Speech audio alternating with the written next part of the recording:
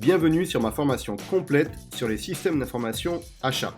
Nous allons découvrir l'ensemble des informations que vous devez maîtriser lorsque vous souhaitez mettre en place une solution e-achat.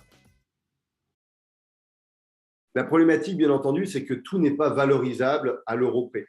C'est-à-dire que quand vous allez générer de la productivité ou de l'efficacité, vous n'allez pas vous dire, comme quand vous faites une négociation achat, voilà, j'ai fait moins de 10% lors de ma négociation, j'ai gagné 10%. Là, on va être beaucoup plus sur de l'immatériel, sur des coûts évités. Donc, c'est toute la difficulté, finalement, de valoriser l'implémentation d'une solution digitale, qu'elle soit achat ou autre. Dans tous les cas, ce que vous devez absolument piloter, c'est le coût que vous estimez. Il peut être faux, mais au moins, vous mettez un coût et vous détaillez ce coût.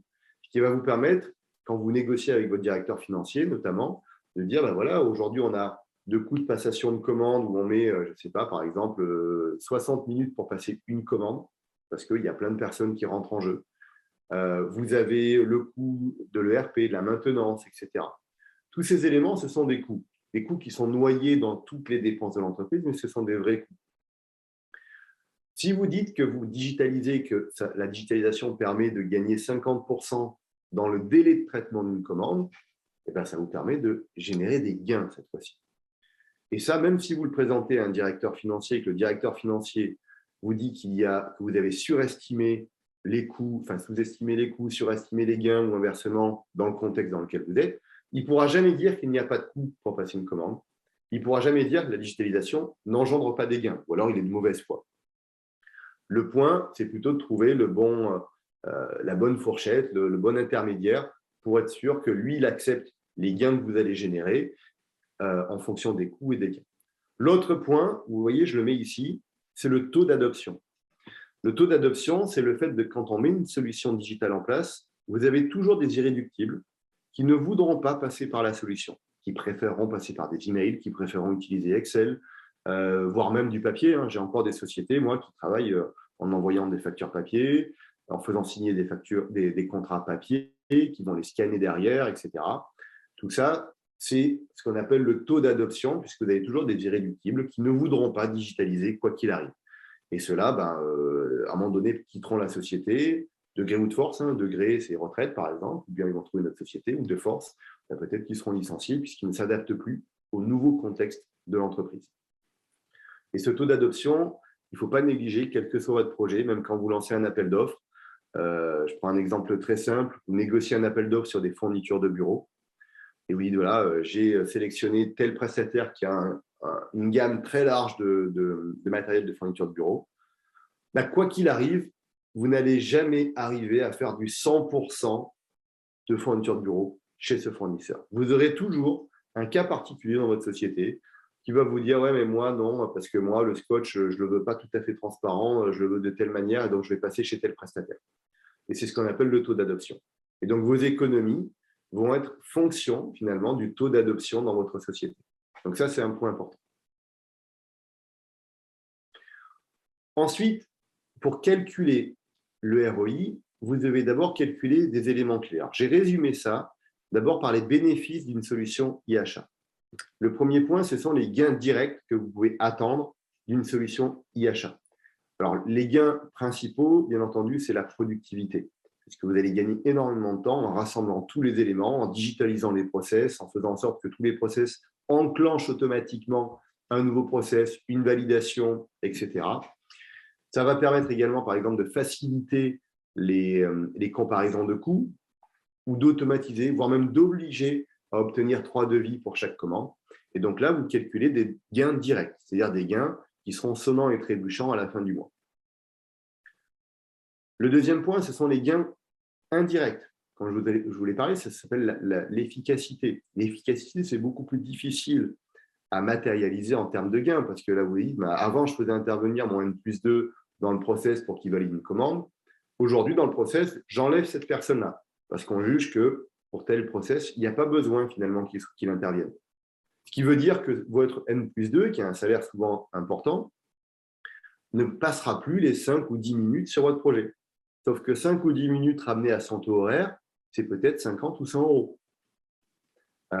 Vous multipliez ça par le nombre de fois où il intervient et vous pouvez arriver à des montants assez importants. Et là, c'est un seul exemple. Vous allez augmenter la conformité. C'est très difficile également de calculer le gain que vous faites sur de la conformité. Le fait que désormais, quand vous passiez une commande, elle est juste du premier coup, plutôt qu'avant, vous passiez une commande, vous aviez oublié de mettre la bonne référence, vous n'aviez pas mis, vous ne saviez pas s'il y avait du matériel en stock, donc vous devez faire des allers-retours, etc. Tout ça, c'est de la perte de temps due à de la non-conformité que vous réduisez sensiblement avec la digitalisation des achats. Et puis, le point également sur le cash flow. Donc, le cash flow, rappelez-vous, c'est la trésorerie, c'est le BFR, que vous générez en pilotant beaucoup mieux les achats et les ventes. Et les derniers gains, c'est ce qu'on appelle les gains intangibles. C'est le fait, par exemple, d'avoir de la donnée fiable pour faire vos cartographies achats. Ça, vous ne pouvez pas dire que ça vous fait des économies directes, ce n'est pas des euros que vous collectez sur votre compte bancaire. Par contre, c'est clairement de la productivité, de l'efficacité dans votre travail de tous les jours parce que vous avez l'information fiable le jour même. Quand je dis le jour même, c'est par rapport à des cartographies achats, parfois que des entreprises font une fois par an, sur des données qui ont déjà un an d'historique, puisqu'on part sur des données de l'année précédente. Et souvent, le temps qu'on fasse notre cartographie achat, on est déjà en mars, avril.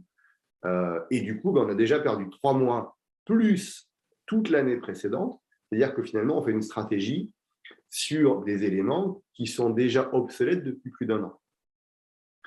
Là, les gains intangibles, c'est le fait de pouvoir faire une stratégie achat sur des données qui sont réelles, en temps réel. Pareil pour le suivi des budgets, pareil pour les circuits de validation qui sont accélérés. Donc là, vous avez tous les bénéfices d'une solution e-achat. Vous devez donc, pour calculer votre ROI, le mettre en balance avec les coûts. Et dans les coûts, vous avez tout d'abord la gestion de projet interne. Et là, j'insiste parce que souvent, quand on parle des coûts, on parle du coût du logiciel. En fait, le logiciel, ce n'est pas forcément ce qui coûte le plus cher. Ça coûte cher, c'est direct, donc on le sent parce qu'on va le payer, on va sortir l'argent. Mais en vrai, les coûts les plus importants, ce sont plutôt les coûts de gestion de projet interne. C'est l'équipe projet qui va piloter le projet en interne, parfois des intégrateurs externes qui sont des consultants qui vont aider, plus le coût du changement. Donc, le coût du changement, c'est les formations que vous allez donner à toutes les personnes, c'est la communication, ce sont les voyages que vous devrez faire, etc., pour aller convaincre ces personnes. Ça représente généralement 50% du coût du projet. Ensuite, seulement, vous avez la solution e-achat, c'est-à-dire les abonnements aux licences, la maintenance, le support utilisateur.